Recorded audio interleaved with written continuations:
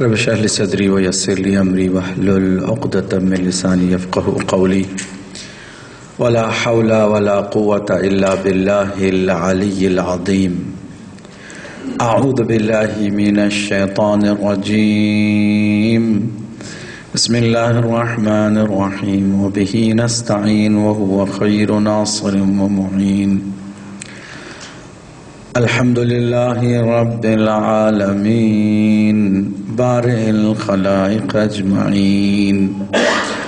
الصلاة والسلام والتحية والإكرام على رسول الأنام سيد المرسلين وخاتم النبيين وحبيب إله العالمين ونور السماوات والأرضين المخاطب بطه وياسين سيدنا ومولانا الذي سمي في السماء بأحمد وفي الأرض بأبي الزهراء محمد.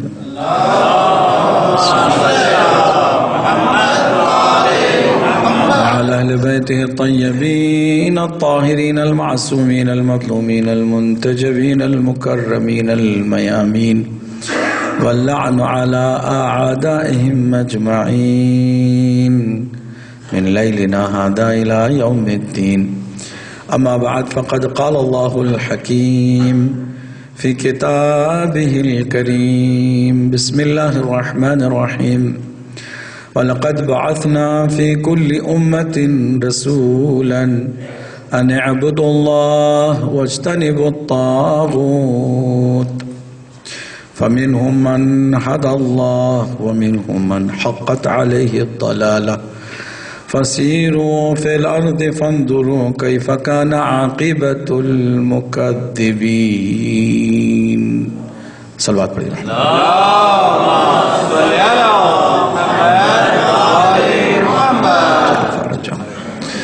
جن لوگوں نے دیوار کا سہارا لیا، اگر دیوار کی ضرورت محسوس نہ ہو رہی ہو تو آگے تشریف لائیں تاکہ مجلس کی آپ زینت بنے اور ہمیں بھی آپ کی وجود مبارک سے حوصلہ ملے. ایک صلوات پڑھتے جائے محمد وآل محمد.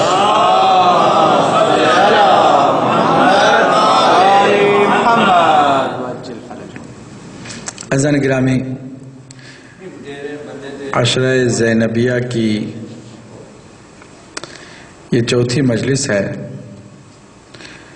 اور اس پورے عشرے میں ہمارا عنوان ہے اسرار عبادات.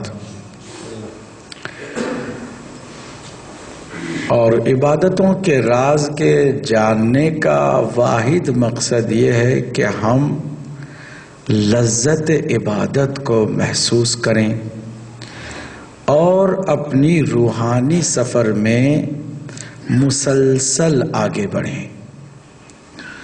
یہی بنیادی مقصد ہے اور ہدف ہمارا جو فائنل ڈیسٹینیشن ہے، آخری جو مقصد ہے، وہ نہ جنت ہو، نہ حوریں ہوں، نہ جنت کی نعمتیں ہوں. یہ تو ساری ساتھ ساتھ ملتی جائیں گی، مگر ہمارا مقصد جو ہے وہ عزم و ارادے کے اعتبار سے آخری منزل تک ہونا چاہیے، اور وہ ہے لقاء اللہ کی منزل، ملاقات پروردگار.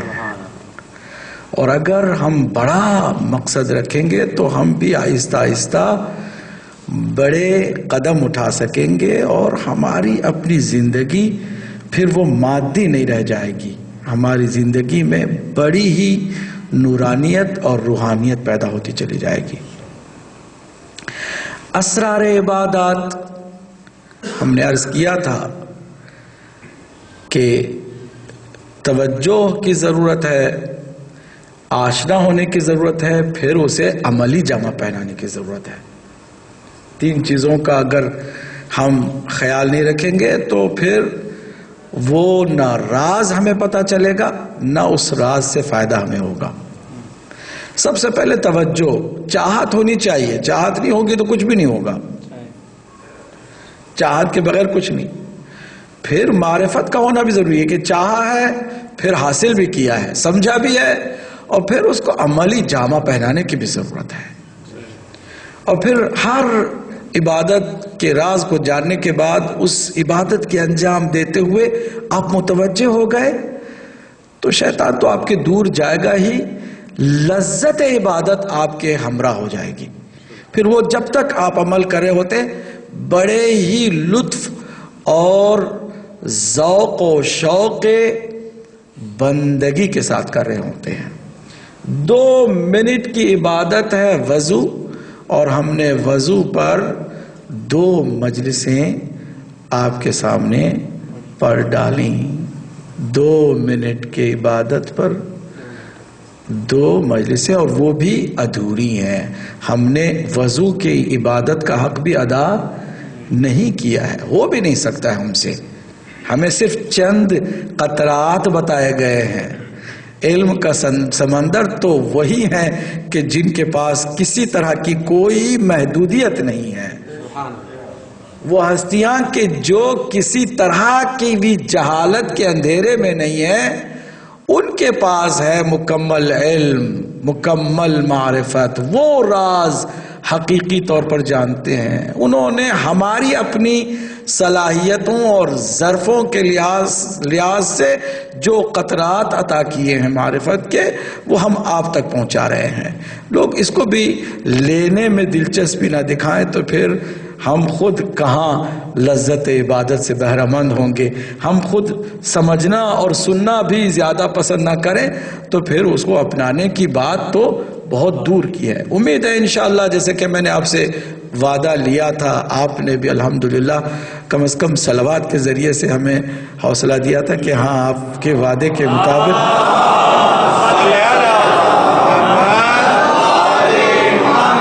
اور یقیناً آپ کو یاد ہوگا، مجھے صرف آج یاد دلا کر کے کل کی گفتگو سے آج کی گفتگو کو جوڑنا ہے. ہم نے آپ سے وعدہ لیا تھا کہ آپ پہلے محرم راز بنیں، کیونکہ اسرار عبادت آپ کے حوالے کیے جا رہے ہیں تو آپ اس کے محرم بنیں.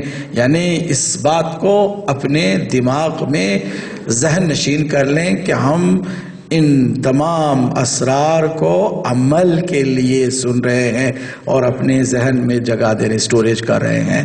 دوسرا جو اہم آپ سے ہم نے عہد لیا کہ جب آپ آ جاتے ہیں نا مجلس میں تو توجہ کریں. ساری ٹینشنز، یقیناً ہر کسی کو اللہ نے کوئی نہ کوئی ٹینشن دے رکھی ہے. اتنے ٹینشنز کے ہوتے ہوئے ہم دنیا پہ مرتے ہیں، اور اگر ٹینشنز ہی نہ ہوتے تو پھر ہم کیا کرتے دنیا کے ساتھ؟ بس دنیا ہی کے ہو کے رہ جاتے. ٹینشنز ہیں تو تھوڑا بہت دنیا سے ہٹ کر بھی سوچنے کا موقع ملتا ہے. تو ٹینشنز کو سارے مسجد کے باہر کر کے بیٹھیں، توجہ دیں، اور توجہ کے ساتھ ساتھ آپ ایک ایک جملے پر غور کر کے اس کی گہرائی تک میرے ساتھ پہنچنے کی کوشش کریں. میرے اس مجلس کے اندر کوئی بھی آ جائے اور وہ پیچھے رہ جائے تو یہ مجھے اچھا نہیں لگے گا. آپ کی انشاءاللہ توجہ میرے ساتھ ہوگی. ہم نے اب تک جو باتیں عرض کی، اسرار کا مفہوم واضح کیا، عبادات کا مفہوم واضح کیا، پھر عبادتوں میں سب سے بڑی عبادت جو نماز ہے اس کا ہم نے باقاعدہ آغاز کیا، اور نماز کے لیے جو شرط اول ہے طہارت پر بھی گفتگو کی. طہارت کے لیے بھی 3 چیزوں سے آپ کو دوچار ہونا ہے. جسم کو بھی پاک کرنا ہے، لباس کو بھی، اور اس جگہ کو بھی کہ جس جگہ پر آپ نماز پڑھنے چلے ہیں. اور پھر جو اس سے بھی بڑی بات ہے، ذہنوں کو بھی پاک کرنے کی ضرورت ہے. آگے ہم نے بتایا کہ مرحلہ وضو کہا جاتا ہے، اور وضو کے 12 کنڈیشنز ہیں، اور 12 کنڈیشنز پر ہم نے بھرپور سیر حاصل گفتگو کی، اگرچہ بہت سارے راز رہ گئے. اب ذرا اس پوائنٹ کی طرف آپ کی توجہ دلانا چاہوں گا کہ اسی 2 منٹ کی عبادت میں جہاں 12 کنڈیشنز کو ہم نے فلفل کیا، 12 کنڈیشنز کو ہم نے پورا کیا، وہیں ہمیں اس کے باطنی شکل پر بھی توجہ دینے کی ضرورت ہے. کیا اس وضو کا بھی کوئی باطنی مرحلہ ہے، کوئی باطنی صورت ہے؟ جی ہاں، آج ہم آپ کی خدمت میں اس باطنی شکل و صورت کو کہ جو وضو کی ہے آپ کے حوالے کرتے ہیں. آپ ذرا غور سے سنیے گا. اپنی طرف سے کوئی بات نہ ہمیں کہنے کی اجازت ہے، نہ ہمیں ایسا کرنے کی جرت ہے، نہ ہم انشاءاللہ ایسی کوئی بات کریں گے. تو جو بھی بات ہوگی یا قرآن مجید کی آیات کی روشنی میں ہوگی یا احادیث صحیحہ معصومین علیہ السلام کی روشنی میں ہوگی. اس لیے اب ہم سہارا لینے جا رہے ہیں سرکار دو عالم حضرت محمد مصطفیٰ صلی اللہ علیہ وسلم.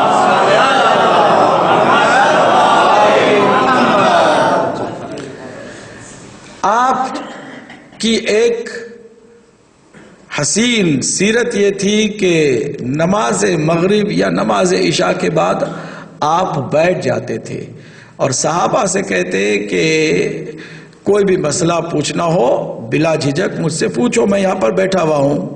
ٹھیک، لوگ آ کے مختلف سوالات کرتے. اور ایک اس زمانے کی یہ جو تربیت، نایاب تربیت، اس زمانے میں کوئی ایسی تربیت کو سمجھتا بھی نہیں تھا. آپ نے اس کی بنیاد رکھی کہ سوال کرنے والوں کو بھی اس کی اپنی نوبت اور باری کے لحاظ سے ہی حق دیا جاتا تھا کہ اگر ایک نے پہلے سوال کیا تھا تو اس کا جواب پہلے دیتے تھے، بعد میں دوسرے کی نوبت آتی تھی تو دوسرا جو ہے وہ سوال کرتا تھا. اسی طرح سلسلہ چلتا رہتا تھا. لیکن جب کوئی بہت زیادہ ترجیح والا سوال ہو تو اس کو اہمیت دی جاتی تھی. کہا جاتا تھا کہ یہ چونکہ بہت اہم ہے، سوال کرنے والا نہیں، خود سوال اہم ہے، اس لیے اس کو ہم اہمیت دیتے ہیں. چنانچہ ایک شخص نے کہا کہ یا رسول اللہ وضو کیا ہے؟ آپ نے فرمایا کہ اس سے تم سے پہلے بھی کچھ سوالات آئے ہیں، مگر چونکہ اس کی اہمیت بہت ہے میں چاہتا ہوں وضو پر پہلے تمہیں جواب دوں، باقی سوالوں کے جواب بعد میں دوں گا. تو یہیں سے پتہ چلتا ہے کہ سرکار کے بیان میں وضو کو جو اہمیت دی گئی ہے وہ کس لیے ہے کہ وضو ہی پر تمام عبادتوں کی جان جو نماز ہے اس جان کا بھی دار و مدار وضو پر ہے، اس لیے اہمیت دی. تو جب اہمیت دی تو فرمایا کہ جاننا چاہتے وضو کیا ہے؟ کہا ہاں فرمائیے. کہا میں مختصر بتاؤں کہ اس کی ایک ظاہری شکل ہے اور ایک اس کی باطنی شکل ہے. ظاہری شکل یہ ہے کہ تم نیت کرو اور وہ جو میں نے 12 کنڈیشنز بتائے ان کنڈیشنز کو پورا کرو. چہرے کو دھونا ہے، پھر اپنے دونوں ہاتھوں کو کونی سے لے کے انگلیوں کی سرے تک، دائیں ہاتھ کو، پھر بائیں ہاتھ کو، پھر سر کا مسح کرنا ہے اور پھر پیروں کا مسح کرنا ہے. یہ اس کی ظاہری شکل ہے. اور اس کی باطنی شکل جس کو پتا چل جائے تو پھر وہ ہر موقع پر وضو کرتے ہوئے بڑا محظوظ ہوگا، لطف اسے آئے گا. یہ جو باطنی شکل ہے کیا ہے؟ تو آپ نے فرمایا کہ جب تم پانی دیکھو اور پانی دیکھ نا، پانی سے ظاہری شکل کو، آپ کے صورت کو، آپ کے ہاتھوں کو آپ نے دھویا اور پانی اس کے جو بچے ہوئے پانی سے ہی آپ نے سر کا مسح کیا اور پاؤں کا مسح کیا. ایک تو پاک وضو کے ذریعے سے ہم اپنے ان اعضاء کو کر رہے ہیں تو پانی سے کر رہے ہیں. ایک باطنی وجود کو بھی پاک کرنا ہے، یعنی ایک تو جسم کا وضو ہے، یہ تو جسم کا وضو ہوا، ایک روح کا بھی وضو ہے، کیونکہ نماز خالی جسمانی عبادت نہیں ہے بلکہ ایک روحانی سفر کا نام ہے. روحانی سفر کا نام ہے، اس لیے اب روح کا بھی وضو ہونا چاہیے. اور یہ باطنی شکل ہے اس کی. روح کا وضو کیا ہے؟ جسم کے وضو کے لیے پانی، تو روح کے وضو کے لیے کیا ہے؟ فرمایا کہ مسلسل آب توبہ سے. توبہ کا پانی، توبہ کا پانی جانتے ہیں کیا؟ اس بات کی طرف متوجہ ہونا کہ ہم اللہ سے ابھی سے مانگنا شروع کریں، اور سب سے پہلی جو چیز ہمیں مانگنی ہے تطہیر، یعنی اپنی روح کو پاک کرنے کی دعا. ہم میں سے انصاف سے بتائیے کہ کتنے ایسے ہیں کہ جو وضو کے موقع پر جو معصومین نے دعائیں بتائی ہیں ان دعاؤں کو بھی پڑھتے ہوں؟ کتنے ہم میں سے؟ مجھ سمیت یہ توفیق ہمیں حاصل نہیں ہے، ہم نہیں پڑھتے. یہی تو لذت عبادت کے راز ہیں کہ جس کو ہم نہیں جانتے. کم از کم عربی نہیں یاد کر سکتے کوئی بات نہیں، کم از کم اس کا مفہوم اپنی زبان میں تو سمجھ کے کریں۔ لذت عبادت کو ضروری نہیں ہے کہ آپ عربی جو دعا بتائی گئی ہے اسی دعا کو پڑھ کر کے آپ وہ لذت حاصل کریں۔ شاید عربی اچھا حافظہ جس کا ہے وہ یاد کر بھی لے مگر بغیر سمجھے پڑھنے سے اسے کوئی لذت بھی حاصل نہ ہو۔ اس لیے ہم عربی کی عبارت کے پڑھنے پر زور نہیں دے رہے بلکہ اس کے مفہوم کو جو سرکار نے فرما دیا ہے اس کو آپ کے سامنے رکھتے ہیں۔ فرمایا کہ تمہارے جسم کے وضو کے لیے پانی کی ضرورت ہے نا، وہ بھی آب مطلق، آب خالص، اور روح کے وضو کے لیے بھی پانی کی ضرورت ہے لیکن وہ پانی توبہ ہے۔ کس طرح کہ جب تم پانی کو لو چہرہ دھونے کے لیے تو کہو پروردگار اس چہرے پر جتنے بھی گناہ کے کلنگ لگے ہیں، کالک لگی ہے، میں اس وضو کے ذریعے سے دھونا چاہتا ہوں تاکہ یہ چہرہ تیری بارگاہ میں پیش کروں تو روح سیاہ نہ ہو بلکہ روح سفید ہو کر آ گیا۔ اس تصور کو آپ نے عربی میں دعا کے اندر تو دیکھا لیکن آپ اپنے اس مفہوم کو اپنے اس تصور کے ساتھ جب پانی کو چہرے پہ ڈالنے کے لیے جائیں تو آپ یہی دعا کرتے ہوئے جائے، پروردگار یہ چہرہ میں جو دھو رہا ہوں نا اس کو حقیقت میں اس چہرے پر ہونے والے گناہ کے دھبوں کے دھونے کا ذریعہ بنا دے، اسی کو میرے تمام داغوں کے دھل جانے کا وسیلہ بنا دے۔ آپ یہ کہیں گے اور پھر چہرہ آپ کا دھوئیں گے تو کیا آپ کو لذت محسوس نہیں ہوگی؟ پھر اس کے بعد جب آپ عبادت کی بارگاہ میں، بارگاہ الہی میں جائیں گے، مصلی پر جائیں گے تو کیا آپ کو وہ لطف نہیں آئے گا کہ میں نے پہلے ہی اللہ سے اپنے چہرے کو دھوتے ہوئے چہرے پر آنے والے گناہوں کے دھبوں کو بھی روحانی طور پر دھو دیا ہے۔ پھر جب تم ہاتھوں کو دھونا شروع کرو، کہو پروردگار ان ہاتھوں سے جتنے گناہ ہوئے ہیں نا تیری بارگاہ میں چاہتا ہوں کہ تو معاف کر دے تاکہ یہ ہاتھ بھی پاک ہو جائیں۔ روحانی طور پر ان کے جتنے بھی جرائم ہیں وہ تیری بارگاہ میں پہنچنے سے پہلے ہی ختم ہو جائیں۔ اسی طرح بایاں ہاتھ، پھر جب تم سر کا مسح کرو تو تصور یہ کرو کہ پروردگار جتنے وسوسے، جتنے برے خیالات میرے ذہن میں بسے ہوئے ہیں نا میں یہ مسح کر رہا ہوں، یعنی ان تمام خیالات کو میرے ذہن سے نکال دے۔ آپ مسح کرتے ہوئے جب اس طرح سوچیں گے اور اس طرح کی دعا اللہ کی بارگاہ میں کریں گے تو کیا اس کے باوجود آپ کے نماز میں شیطان آ کر کے وسوسہ کر سکے گا؟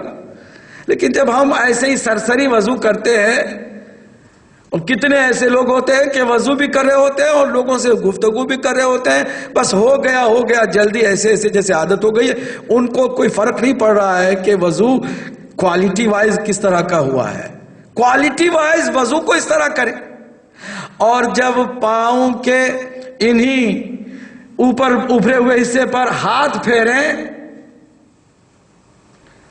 تو توجہ کریں، سرکار نے فرمایا کہ ہاتھ پھیرتے ہوئے کہیں کہ پروردگار ان دونوں پاؤں سے جتنے گناہ میں نے کیے ہیں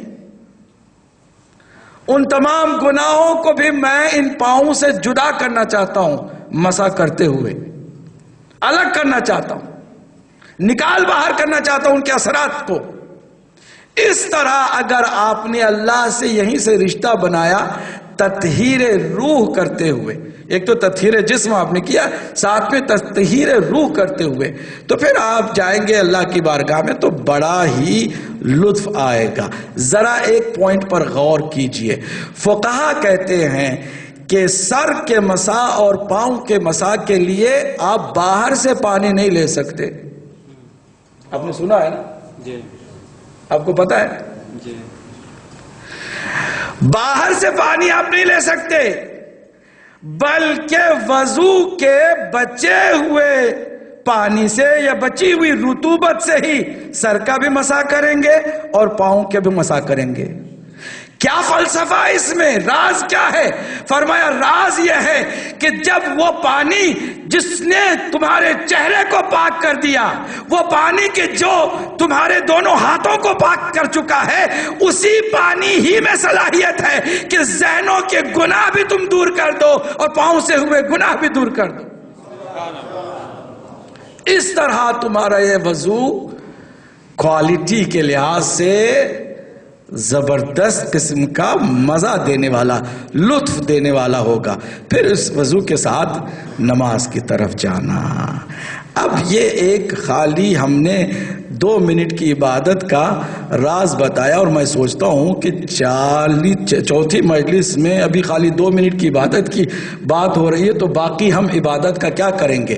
ہمارے پاس وقت نہیں ہے۔ ہم بہت ہی واقعاً اس اعتبار سے اللہ کی جانب سے جو وقت ہمیں ملا ہے اس کے دین کو سمجھنے کے لیے بہت کم لگاتے ہیں۔ باقی دنیا کے لیے تو ہمارا ٹائم بہت ہی ہوتا ہے، مگر دین کے معاملات میں ہم بعض تو مجلس میں کسی کو خوش کرنے کے لیے آتے ہیں، کسی کو چلے سورج دکھانے کے لیے آتے ہیں، کسی کو کہتے ہیں یہاں بھی دکھاتے ہیں، وہاں بھی دکھاتے ہیں، وہاں بھی دکھاتے ہیں، مجلس ہی تو جانا ہے۔ تو پھر اس میں وہ بات پہلے سے ہی نہیں ہوتی کہ ہم کوالٹی وائز اس کو جانیں اور ایک مسلسل ہماری معلومات میں اضافے کے لیے اور اپنی روحانیت کے اضافے کے لیے، اس سفر میں آگے بڑھنے کے لیے ہم اس کو غنیمت جانیں اور مسلسل جائیں۔ ایسا بھی بعض لوگ نہیں سوچتے، لیکن بہت سارے الحمدللہ جو آپ آ رہے ہیں مسلسل سوچ رہے ہیں۔ اس لیے اب آگے بڑھتے ہیں، اس لیے کہ میں زیادہ اس میں نہیں آپ کو الجھانا چاہوں گا کہ اب باری آتی ہے نماز کی۔ ٹھیک ہے، الصلاۃ۔ اب نماز کیا ہے؟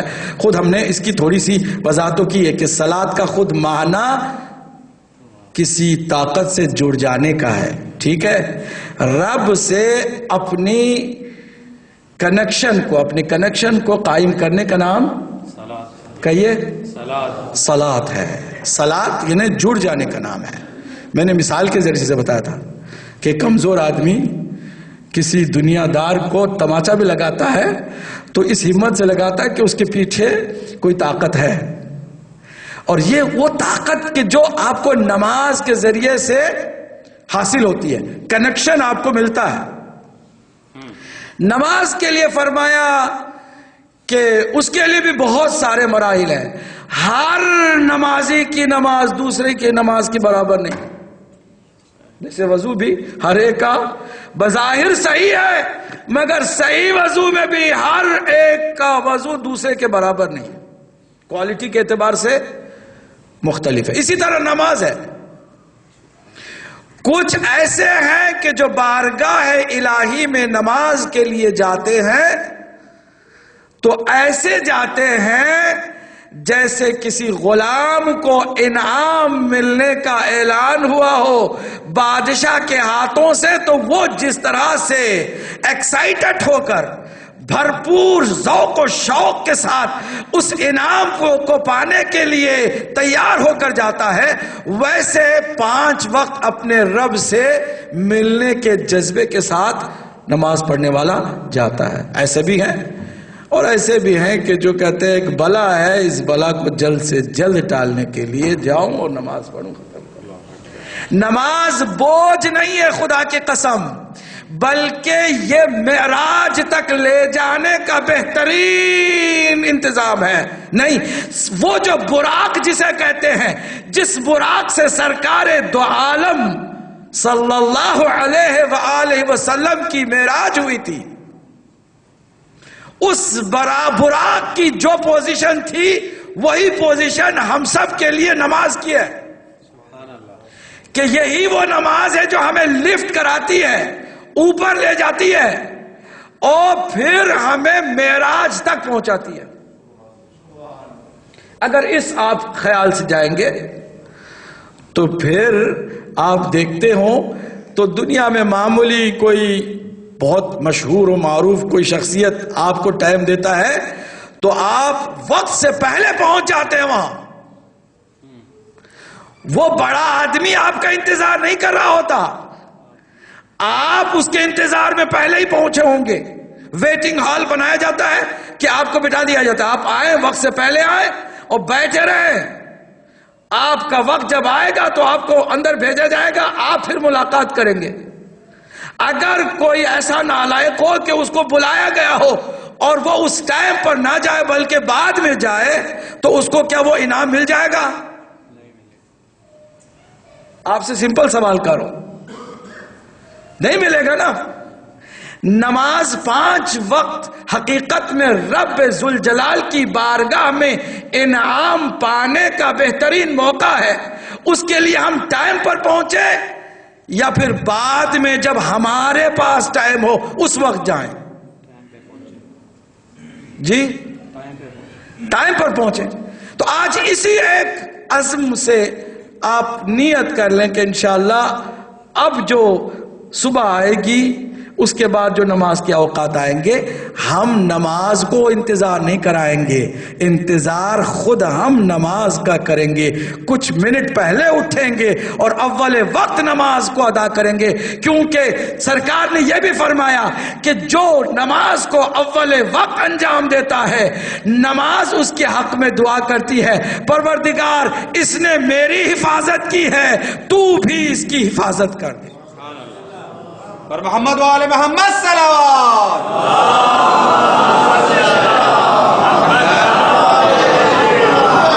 صلاۃ کو، نماز کو آپ ایزی نہ لیں، بہت عظیم چیز ہے۔ اس کو کہا گیا نور مخزون فی لوح المحفوظ۔ جیسے قرآن لوح محفوظ میں نور تھا، ویسے یہ نماز بھی اللہ کی جانب سے نور کی شکل میں پہلے پیدا ہوئی اور اس کو اللہ نے اسٹور کیا لوح محفوظ میں، اور پھر اس کو ریویل کیا، اور اس کی اصلی شکل جو مکمل ہے وہ سرکار دو عالم کے زمانے میں ریویل ہوئی، یعنی اس کا انکشاف ہوا جو مکمل شکل ہے۔ اب اس پر توجہ کریں کہ جو نماز سرکار کے زمانے میں مکمل ہو چکی اس میں نہ کسی کو گھٹانے کی اجازت ہے نہ کسی کو بڑھانے کی اجازت ہے۔ ماشاءاللہ ماشاءاللہ سبحان اللہ۔ صلوات ہی تو پڑھتے محمد وآل محمد۔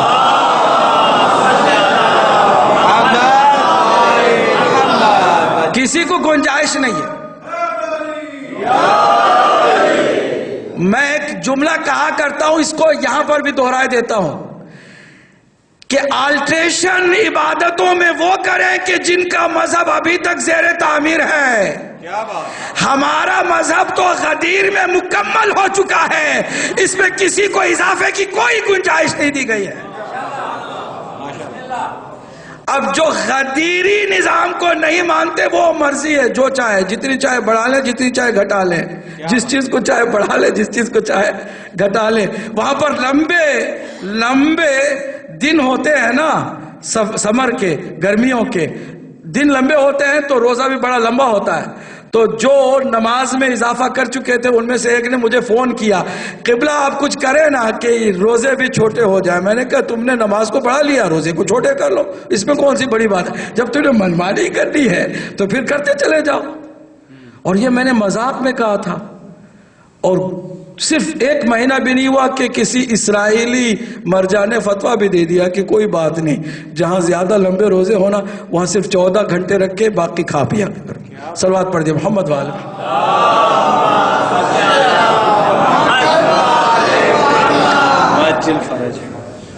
عزیزو، ہمارے یہاں گنجائش نہیں ہے بڑھانے گھٹانے کی۔ نماز تو سب سے بڑی عظیم امانت ہے، اللہ کی امانت ہمارے ہاتھ میں۔ جانتے ہیں جو لوگ کہتے ہیں کہ جو اس میں تشہد میں یہ نہیں پڑھتا نعوذ باللہ وہ برا ہے، یا جو بھی غلط لفظ استعمال کرتے ہیں، حقیقت میں انڈائریکٹ رسول اللہ کو گالی دے رہے ہوتے ہیں، وہ انڈائریکٹ ائمہ معصومین کو گالی دے رہے ہوتے ہیں، کیونکہ کسی ایک ضعیف سے ضعیف روایت میں بھی جو نماز بتائی گئی اس میں یہ چیز نہیں ہے کہ جو آپ نے شروع کر دیا ہے۔ تو پھر آپ نے انڈائریکٹ جو ہے رسول اور پھر ائمہ معصومین کو گالی دی۔ اور عجیب بات یہ ہے کہ جو ایسی حرکتیں کرتے ہیں وہ دندناتے پھرتے ہیں، اور جو بیچارے علماء کچھ ہمت کر کے اصلاح کی بات کرتے ہیں ان پر ساری بوچھار تہمتوں کی لگا دی جاتی، ان کو ہلنے نہیں دیا جاتا۔ تہمتوں کی بوچھار، اس وقت سب سے بڑا امتحان بھی یہی ہے کہ ہم جو شیعہ ہیں ان علماء حق کے ساتھ کیا کر رہے ہیں. ہم سب کے لیے امتحان ہے. بے شک. اللہ نعمت دیتا بھی ہے اور نعمت چھین بھی لیتا ہے. نقصان نعمت کا نہیں ہوتا، جن سے نعمت چھن گئی ان کا ہوتا ہے. بے شک. علماء حق نعمت ہے پروردگار کی جانب سے، ان کا نقصان نہیں ہوتا. تہمت لگاؤ، الزام لگاؤ یا انہیں شہید کر دو تو ان کا نقصان نہیں ہوتا، کچھ بھی نہیں ہوتا. نقصان اس قوم کا ہوتا ہے کہ جس قوم سے علماء حق چھین لیے گئے ہیں. میں یہ ضمنی گفتگو کر رہا ہوں بریکٹ میں تاکہ ہم ان ذمہ داریوں پر بھی توجہ دیں. نماز انفرادی بھی ہے اور اجتماعی بھی ہے.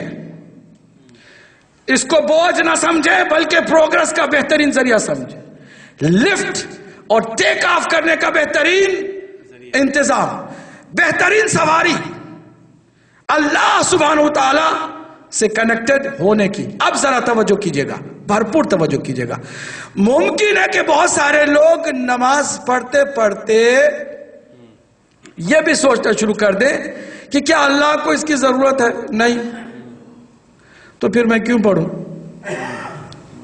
اللہ کو اس کی ضرورت ہے تو پڑھ لیتے. چلو بھائی کچھ کام وہ ہمیں سب کچھ دے رہا ہے تو کچھ ہم بھی اس کو دے دیں. ہوتا ہے نا گیو اینڈ ٹیک کا معاملہ ہے، وہ بھی ہمیں دے رہا ہے ہم بھی کچھ دے دیں.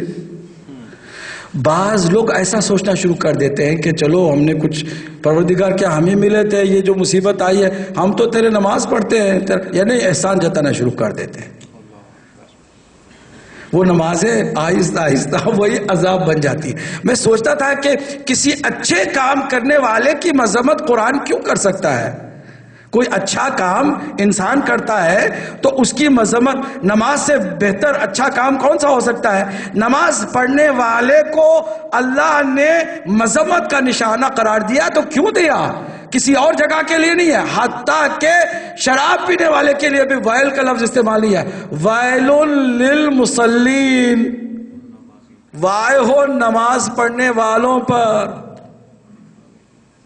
اس کی تفسیر یہی ہے کہ جو نماز پڑھ کے بھی بعض اوقات یہ سمجھتے ہیں کہ انہوں نے کچھ کیا ہے اللہ کے لیے. اللہ کسی کی عبادت کا محتاج نہیں ہے. کائنات کا ہر انسان کافر رہتا تو اس کی قدرت میں نہ کمی آتی، نہ اس کی عبودیت، اس کی معبودیت پہ کمی آتی، نہ اس کے کسی بھی صفت پہ کوئی کمی آتی. پوری دنیا اس کا انکار کر دیتی تب بھی خدا خدا ہوتا رہتا. نہ ہم کچھ اضافہ کر رہے ہیں نہ کچھ اس کی شان میں کمی کر رہے ہیں. کل یوم ہوا فی شان، اس کے لیے کوئی فرق نہیں پڑتا. پھر کس کا فائدہ ہے؟ آپ کا فائدہ ہے. کیا فائدہ ہے؟ دنیا بھی نہیں. بعض بیچارے تبلیغ کرتے ہیں نا، لے جا کے لوٹا ہاتھ میں پکڑ کے تبلیغی جماعت نکلتی. نماز پڑھو تاکہ تمہارے بچے مشکلات میں نہ پڑیں، نماز پڑھو تاکہ تمہاری روزی تمہیں ملتی رہے، نماز پڑھو تاکہ بیماری نہ ہو. یعنی ساری دنیاوی فائدے ایک ایک کر کے بتاتے ہیں، اور اگر وہ فائدے نہ ملے تو جو نماز پڑھنے والا ہے وہ نماز سے اور بیزار ہو جاتا ہے. ہوتا ایسا کہ نہیں ہوتا؟ ایسی باتوں سے کسی کو نہ نماز کے لیے بلائے نہ ایسا کوئی فائدہ ہے. تھوڑی بات کر رہے ہیں، فکری بات کر رہے ہیں، اس پر غور کریں. کسی بھی کبھی کبھی اس کا الٹا ہو جاتا ہے. ایک سے کہا کہ نماز پڑھو تاکہ تمہاری روزی میں برکت آئے. نماز پڑھنا شروع کیا، بکری مر گئی. دوسری نماز پڑھی، دوسری بکری مر گئی. اب ایک رہ گئی تھی، اور جب ایک ہو جاتی ہے نا بکری تو وہ خود بیچاری آوازیں نکالنے شروع کرتی ہے تنہائی کی وجہ سے نا. جب وہ آوازیں نکالنے لگی تو اس کو غصہ آیا، چپ ہو جا ورنہ نماز پڑھ دوں گا. یعنی نماز کو اب اس نے نقصان کا ذریعہ سمجھ لیا، کیونکہ دیکھا کہ الٹا ہو رہا ہے کام. دنیا کی کسی بھی فائدے پر آپ کی توجہ نہ ہو، بلکہ جو اس کے حقیقی فائدے ہیں اس پر آپ کی توجہ ہو. اور یہی راز ہے نماز کا پہلا. توجہ کیجئے گا، اسرار عبادات میں نماز کا پہلا راز یہ ہے کہ آپ اس کے فوائد کو جو حقیقی ہیں اس کو جانیے، دنیاوی فائدوں کو نہ جانیے۔ دنیا آپ کو ملے یا نہ ملے، میرے مولا حسین نے نماز پڑھی تھی اور دشمن نے سر کو تن سے جدا کر دیا، اتنا بڑا نقصان آپ کا بھی نہیں ہوگا، لیکن اتنا بڑا نقصان سے بھی نہ نماز کی اس کیفیت میں کمی آئی، نہ اس عبادت کی لذت میں کمی آئی۔ لہذا دنیاوی فائدوں کے چکر میں نہ پڑیں۔ پھر اس کے حقیقی فائدے کیا ہیں؟ ہماری زندگی پر نماز کے کیا مثبت اثرات ہیں، کیا تاثیرات ہیں، اس کو آج کی چوتھی مجلس میں ہم آپ تک پہنچانے کی کوشش کریں گے۔ اگر آپ نے اس کو ہر نماز سے پہلے ایک دفعہ اپنے ذہن میں مرور کیا، یعنی سرسری اس پر توجہ بھی کر لی، تو آپ کو نماز پڑھنے میں لذت کا آغاز ہو جائے گا، ورنہ پھر کچھ بھی نہیں۔ اس کے جو ظاہری فائدے ہیں اور دنیاوی فائدے ہیں ان کو بالکل قطع نظر کر کے اصلی اور حقیقی جو ہماری زندگی پر مثبت اثرات مرتب ہونے والے اس پر توجہ کریں۔ تب آپ تیار ہیں آپ لوگ سننے کے لیے؟ تیار صلوات تو پڑھیں محمد و آل محمد۔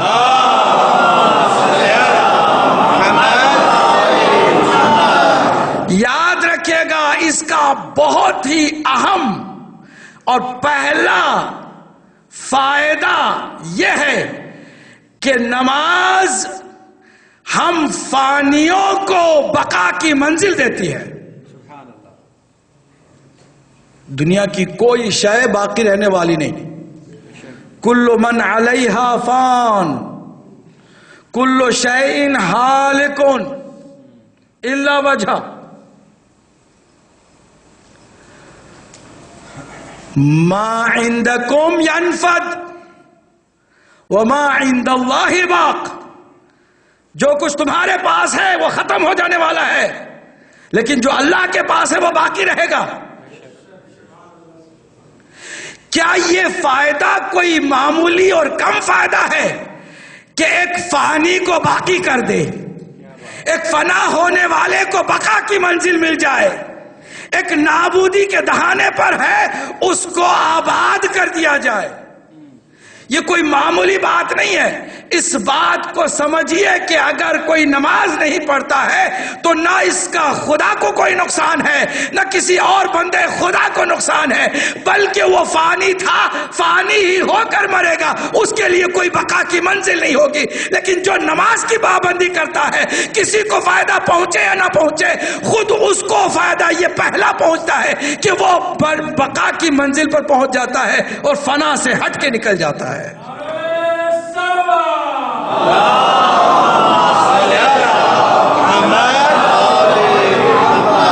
اب آپ یہیں سے اندازہ لگائیے کہ نمازی کا پہلا فائدہ یہ ہے کہ وہ فنا کی منزل پہ تھا تو نماز اسے بقا کی منزل عطا کر دیتی ہے۔ تو جو ہستیاں نمازوں کو قائم کرنے والی ہستیاں ہیں وہ کتنی باقی ہوتی ہے، ان کی بقا کا کیا عالم ہوتا ہے۔ سبحان اللہ، سبحان اللہ، ماشاء اللہ۔ اس بات کو سمجھیں، کوئی معمولی چیز نہیں ہے۔ اور میں آپ کو بتاؤں دوسری بات ہے عجیب، دوسرا فائدہ ہے، آپ کی واحد ایسی عبادت ہے کہ جو سیدھے بارگاہ الہی تک چلی جاتی ہے۔ دوسرے لفظوں میں اگر آپ چاہتے ہیں کہ پستی چھوڑ کر بلندی پر جائیں تو آپ کو نماز پڑھنی ہوگی۔ پستی چھوڑ کر بلندی کی طرف جانا چاہیں تو آپ کو نماز پڑھنی ہوگی۔ پستی چھوڑیں گے، توجہ کیجئے گا، بہت اہم نقطہ، اس کو آپ غور سے سنیے گا۔ اگر نماز کی کوالٹی کے ساتھ آپ نے جو کوالٹی وائز نماز ہے کیفیت کے ساتھ اس کو آپ نے پڑھی ہے تو وہ یقیناً اللہ سبحانہ تعالیٰ کی بارگاہ تک جائے گی، وہ بہت بلندی کی طرف جائے گی۔ اور وہ وعدہ کر چکی ہے اللہ سے کہ میں خالی اکیلی نہیں آؤں گی، جس نے مجھے پڑھی ہے کیا بات ہے، اسے بھی لے کے اس کو بھی میں اس بلندی کی طرف لاؤں گی۔ نماز میں نے عرض کیا نا کہ جب سواری ہے اوپر لے جانے کی تو وہ خالی سواری تو نہیں جائے گی، جو اس پہ بیٹھا ہوگا وہ بھی پہلے پہنچے گا۔ اب ذرا اس حدیث پر توجہ کیجئے، میرے مولا علی علیہ السلام نے فرمایا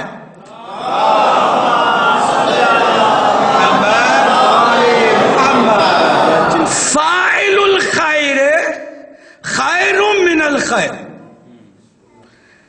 کیا مطلب؟ اس اچھے کام کے انجام دینے والے کو اللہ اس اچھے کام سے بھی بہتر بنا دیتا ہے۔ نماز پڑھنے والا نماز پڑھتا ہے، نماز اسے نمازی جب مان جاتی ہے تو اسے بھی اسی منزل پر لے کے جاتی ہے جس منزل پر وہ نماز جا رہی ہے۔ اب آپ کی مرضی ہے کہ آپ پستی چھوڑ کے بلندی کی طرف جانا چاہیں، یا پھر اگر بلندی پر بھی ہیں تو سیدھے پستی پر گرنا چاہیں۔ وہ لوگ ایسے ہی ہے، نماز کو اس طرح آپ دیکھیں، نماز کو ظاہری مادی فائدوں کے چکر میں نہ پڑے کہ یہ فائدہ وہ فائدہ ہو جائے گا، ثواب بھی ملے گا، ثواب کو بھی آپ بعد میں رکھیں، کیونکہ وہ تو ساری چیزیں جب ہوتی نا انکلیسو ہوتی ہے نا، چیزیں کچھ پہلے سے پیکیج کا حصہ ہوتی ہیں، وہ پیکیج میں ساری چیزیں مل جاتی ہیں، لیکن آپ کو توجہ کرنی ہے اس کے جو اصلی فائدے اس کے اوپر۔ کتنے فائدے ہم نے آپ کی خدمت میں پیش کیے؟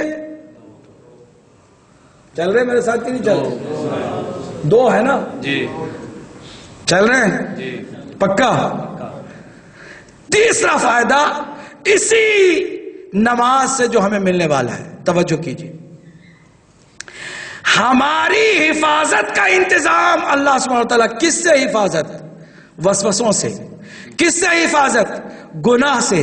کس سے حفاظت؟ فسق و فجور سے۔ کس سے حفاظت؟ ظلم سے، بربریت سے، جرم سے۔ ان الصلاۃ تنہی عن الفحشاء والمنکر، نماز تمہیں فحشاء اور منکر سے بچاتی ہے۔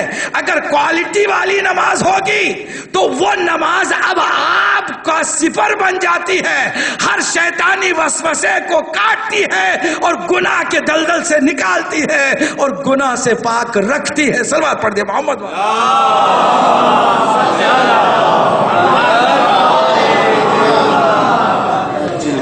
اور چوتھا اور آخری اس کا جو حقیقی فائدہ ہے وہ یہ ہے کہ آپ کی جملہ کمزوری، ضعف اور ناتوانی کو ختم کر دیتی ہے۔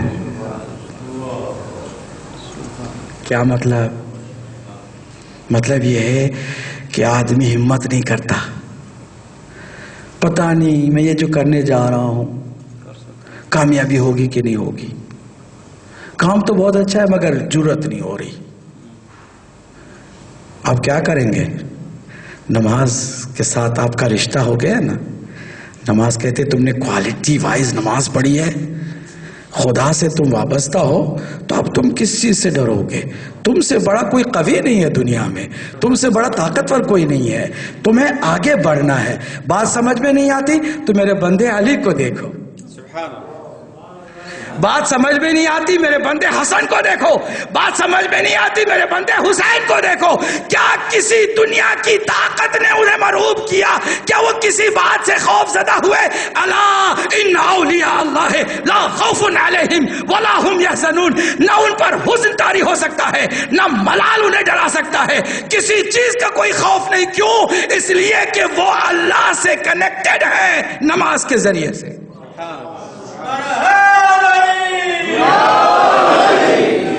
تو آپ جب دیکھیں مایوسی، آپ جب دیکھیں ضعف، آپ جب دیکھیں کمزوری، آپ کو کیا کرنا چاہیے؟ کوالٹی کا وضو کرنا چاہیے اور کوالٹی کی نماز پڑھنی چاہیے۔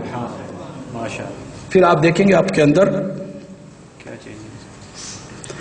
بعض لوگ اس عظیم مرد آہن انقلاب اسلامی کی روح رواں، اس عظیم تاریخ ساز شخصیت کے حالات لکھتے ہوئے لکھتے ہیں کہ جب بھی کوئی بہت زیادہ بحران، جب بھی بہت بڑی کنفیوژن، جب بھی بہت بڑا مسئلہ پیش آتا تھا، وہ کہتے رکو میں اندر جاتا ہوں.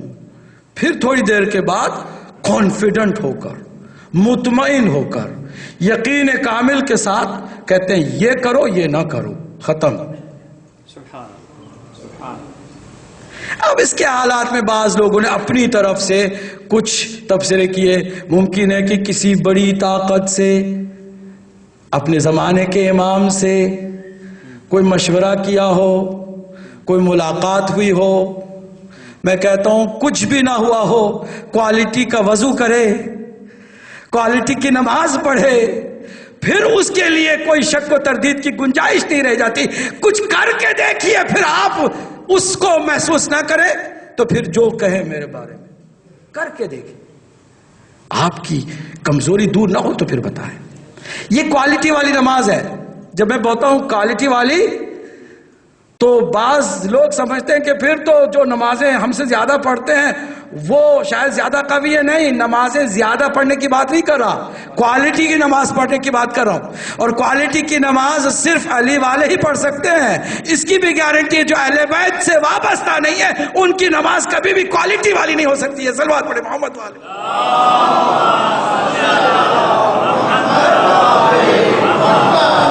اب آپ ذرا غور سے سنیے گا، اس فائدے پر آپ یقین کرتے ہوئے نماز پڑھی. دیکھیے آپ کا واقعی حوصلہ بلند ہوگا کہ نہیں ہوگا. کچھ لوگ بڑے ہو کر بھی حوصلے کے معاملے میں چھوٹے ہوتے، کوئی فیصلہ نہیں لے سکتے، کوئی بڑا اسٹیپ نہیں اٹھا سکتے. کچھ لوگ بظاہر کمزور، کوئی ان کا بڑا قبیلہ بھی نہیں، ان کا کوئی بینک بیلنس بھی بڑا نہیں، کوئی بہت بڑا ان کا دوستوں کا احباب کا حلقہ بھی نہیں، مگر جب فیصلہ لیتے تو بہت بڑے بڑے لیتے ہیں. ان کو کوئی پرواہ نہیں ہوتی کیونکہ وہاں کہیں سے ان کا تعلق جڑا ہوا آتا ہے. یہ ہے بات نماز کی. یہ جو فوائد ہم نے آپ کی خدمت میں عرض کیے ان کو ذہن میں رکھیں.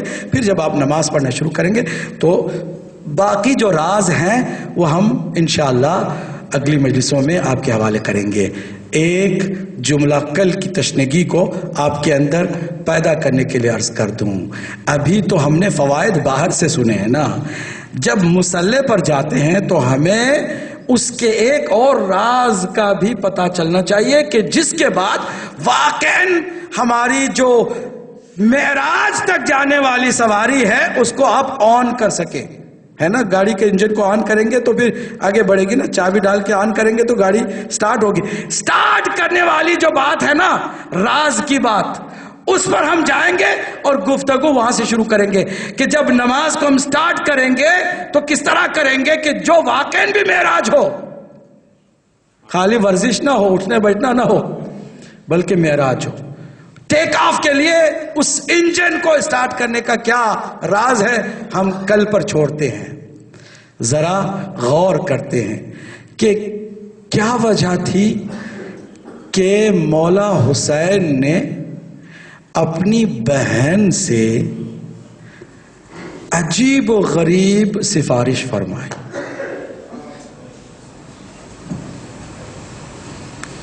اور سفارش بھی کیا، یہ نہیں فرما رہے ہیں کہ بہن زینب جب تم فرض نمازیں ادا کرو تو مجھے یاد کرنا. واجب نمازوں کی بات نہیں کر رہے، فرما رہے ہیں یا اختی زینب لا تنسانی فی صلاتک اللیل، تہجد کی نماز میں مجھے نہ بھلانا. ایک معصوم امام، عبادتوں کی انتہا، ساری نمازیں جس کے ایک سجدے پہ قربان، وہ حسین زینب سے فرما رہا ہے کہ بہن نماز شب میں مجھے نہ بھلانا. کبھی ہم نے سوچا اس کا کیا مفہوم ہے؟ پہلا مفہوم یہ ہے کہ میری بہن وہ ہے کہ جو مظالم میں گھر کے بھی، پشت ناکے پر بھی نماز تہجد کو ترک نہیں کرنے والی ہے. میری بہن وہ ہے کہ جو کسی بھی صورت نماز تہجد کو ترک نہیں کرتی. اور دوسرا مفہوم یہ کہ میری بہن کی نماز اتنی کوالٹی اور اتنی کیفیت کے ساتھ ہوگی کہ اس کی دعا کی حسین کو ضرورت ہوگی. کبھی ہم نے اس طرح غور کیا ہے؟ کربلا کے مصائب ہمارے اندر انقلاب پیدا کر سکتے ہیں. ان باتوں سے ہمارے دل و دماغ میں نورانیت پیدا ہو سکتی ہے. سیدہ زینب کی عبادت کا ہمیں اندازہ نہیں ہے. عجیب و غریب کیفیت ہے. زین العابدین جن کی عبادت کو کائنات کا ہر پڑھنے والا تسلیم کرتا ہے. ملائکہ جن کی عبادت پر ناز کرتے ہیں، مگر جو زین العابدین کسی شخصیت کی عبادت سے متاثر ہوتا ہے تو وہ سیدہ زینب ہے سلام اللہ علیہا. کتنی عظمت والی بی بی ہے. آپ سمجھ سکتے ہیں کہ جب اس کو دشمنوں نے رسیوں سے باندھا تھا اور جب دربار کوفے کا تھا اور اس ملعون ابن ملعون نے منبر پر تخت پر بیٹھ کے جب یہ کہا تھا کہ اے علی کی بیٹی، خدا کا شکر ہے کہ اللہ نے تمہیں ذلیل کیا، بی بی نے پلٹ کر کے ایسا وار کیا قیامت تک کے لیے سارے سلاطین ذلیل ہو گئے اور ہر خدا کا بندہ سرخرو ہو گیا. جانتے بی بی نے پلٹ کے کیا کہا؟ او فاسق، ذلیل تو فاسق ہوا کرتے ہیں، اللہ نے ہمیں عزت عطا کی ہے، ایسی عزت کہ صرف ہم کو اپنے دین کی حفاظت کا ذمہ دیا ہے. پھر بی بی نے انگڑائی لی ہے، فرمایا ہے کہ ہم نے سوائے خوبصورتی کے اللہ کی جانب سے کچھ نہیں دیکھا ہے. اللہ اکبر. کیا جملہ نورانی جملہ بی بی کا تھا کہ تم ہمیں اسیر دیکھ رہے ہو، یہ کیا اللہ کی مشیت ہے؟ نہیں، یہ تمہارا ظلم تھا. یہ تم اس ظلم کا صحیح معنوں میں بھی تم اس کی سزا پاؤ گے. اب بی بی کے اس جملے کے بعد بتایا جاتا ہے کہ کسی میں جرت نہیں ہوئی آگے کوئی بات کرے. کس نے یہ طاقت بی بی کو دی؟ انہی نمازوں نے کہ جو کوالٹی کی نمازیں تھی. بی بی کی وہ عبادت تھی کہ جو بی بی کے کلیجے کو اتنا مضبوط کر رہی تھی کہ خدا کسی بہن کو بھائی کا کٹا ہوا سر نہ دکھائے، مگر بہن ہو کر دیکھتی بھی تھی، کلیجے کو اپنا مضبوط کرتی بھی تھی اور اپنے فرائض کو انجام دیتی بھی جاتی تھی. یہاں تک کہ آپ نے سنا ہے کہ جب بازار کوفہ میں آپ کو لایا گیا، یہ نہیں ہے کہ حجاب بالوں سے ہوتا ہے، نہیں، خود بالوں کو بھی چھپانا واجب ہوتا ہے، مگر جب کچھ نہ رہے تو یہ بالوں کو چہرے پہ کیوں ڈالا؟ اس لیے نہیں کہ بالوں سے حجاب مراد تھی، نہیں، بلکہ اس لیے ڈالا تھا کہ کوفے والی کوئی خاتون بھی شہزادی زینب کو نہ پہچان پائے. عجیب کیفیت ہے. جملہ پر غور کریں گے تو انشاءاللہ آنسو بہائیں گے. اور یہ معرفت کے آنسو ہیں، یہ ایسے ویسے آنسو نہیں ہے، یہ کسی کے دل خراش بین کے آنسو نہیں ہے، بلکہ معرفت کے آنسو ہیں. کیا ہے ذرا دیکھیے گا. عجیب و غریب. علی کی بیٹی کا جلال، کوفے کا بازار ہے، چاروں طرف سے شور مچا ہوا ہے، تماشائی کا مجمع، تماشائیوں کا مجمع تماشا دیکھنے کے لیے آیا ہوا ہے. ایسے میں اس ناقے پر بی بی نے ایک عجیب غریب جملہ کہا، یا اہل الکوفہ یا اہل الغدر والمکر، اے کوفے والو، اے مکر و فریب والو، اسکتو، خاموش ہو جاؤ. عجیب جملہ ہے. کس نے جملہ یہ کہا؟ علی کی بیٹی نے. کہاں پر؟ جہاں شور چاروں طرف مچا ہوا ہے. تاریخ میں دشمن نے بھی لکھا ہے کہ جب بی بی نے کہا اس کو تو خاموش ہو جاؤ تو دنیا گویا کہ زہرا کی بیٹی کے قابو میں آ گئی تھی.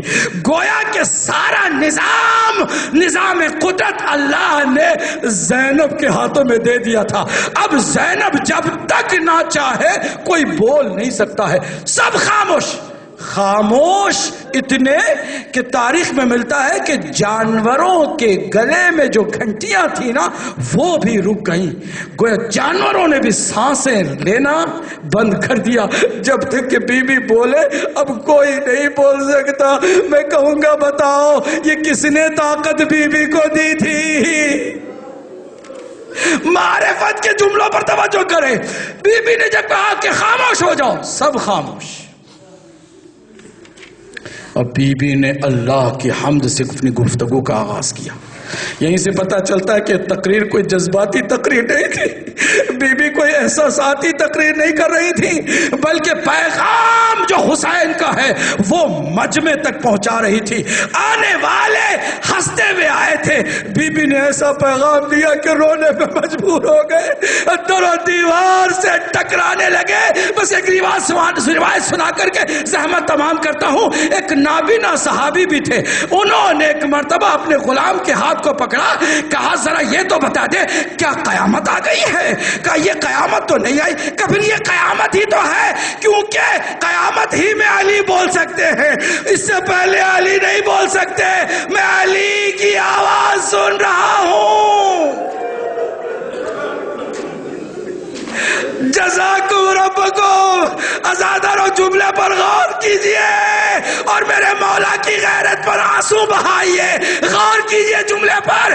نابینا تھا, دیکھ نہیں سکتا تھا کہ عورت بول رہی ہے یا مرد, لیکن کانوں سے آواز سنی جاتی ہے آنکھوں سے نہیں. تو پھر کانوں سے کیا یہ فرق محسوس نہیں ہوا ہوگا کہ یہ کوئی مرد کی آواز نہیں ہے بلکہ ایک خاتون کی آواز ہے؟ جواب میں آپ کی خدمت میں عرض کروں واقعاً بھی وہ علی ہی کی آواز سن رہے تھے. کیوں؟ اس لیے کہ میرے مولا کو مولا کی غیرت گوارا نہیں کرتی تھی کہ بیٹی زینب کی آواز نامحرموں کے کانوں تک جائے. میرے مولا نے اللہ سے اجازت لی, کلام میری بیٹی کا ہوگا, لب و لہجہ میرا ہوگا. اے پروردگار تو نے اپنے حبیب سے بات کی تھی تو میرا لہجہ اپنایا تھا نا, تو آج میری بیٹی کو بھی وہی لہجہ دے دے. اللہ اکبر. بی بی نے گفتگو کرنا شروع کی. دنیا نے کہا علی بول رہے ہیں اس لیے کائنات خاموش تھی. اب خاموش خود بی بی کو کیسے کرایا جائے کسی کو نہیں معلوم ہو سکا کہ اس بی بی کو کیسے روکا جائے تقریر کرنے سے, خطبہ دینے سے. اس کو کیسے چپ کرایا جائے. انقلاب برپا ہوا جا رہا ہے, دشمن پریشان ہے. ایک ملعون نے ترکیب بتائی اور بالکل صحیح ترکیب دی. کہا کہ اب تک کربلا کے میدان سے لے کے اب تک بی بی نے اپنے بھائی کو نزدیک سے نہیں دیکھا ہے.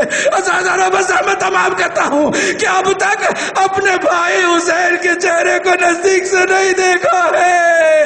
ایسا کرو سر حسین کو آگے کر دو.